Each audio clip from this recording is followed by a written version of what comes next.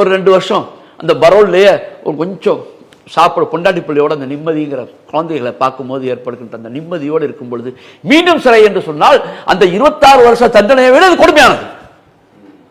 அப்ப அந்த குடும்பம் ரீகான்ஸ்டியூட் ஆகக்கூடிய நிலையில மீண்டும் உள்ளே அனுப்புவது இந்த அரசு பார்த்து கொண்டிருக்க கூடாது என்று புரிதலுக்காக கேட்கிறேன். இப்போ கவர்னர் வரைக்கும் பரிந்துரை போய் அப்படியே நிக்குதா? இல்லை இன்னைக்கு 10 பேர் கவர்னர் பரிந்துரை நிக்குது.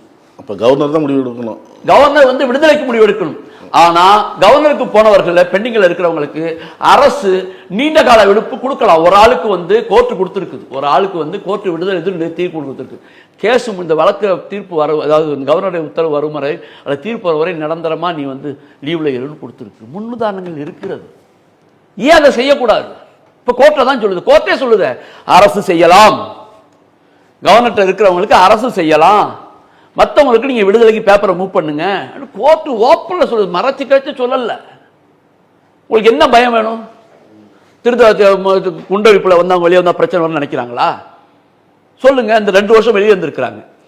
2 வருஷம் வெளியே இருந்திருக்க இடத்துல எங்கேயாவது ஒருத்தர் ஒரு சம்பவம் அவங்க தினமும் சம்பாதித்து கடிக்கடை வச்சு ரோட்ல கடை வச்சு வியாபாரம் பண்றது முஸ்லிம்கள் ஆறுகள் தான் அதிகமா பண்றாங்க. சில பேர் இந்துக்களும் இந்து நண்பர்களோடு பார்ட்னர்ஷிப்பா இணைந்து கூட சிறு சிறு வியாபாரங்களை பண்ணியிருக்கிறார்கள். சார், சண்டைகள் இந்துக்கு முஸ்லிமுக்கான சண்டை அல்ல, அதை ஞாபகம் வச்சுக்கணும். தமிழ்நாடு அப்படி யாரையும் பிரித்து விட முடியாது.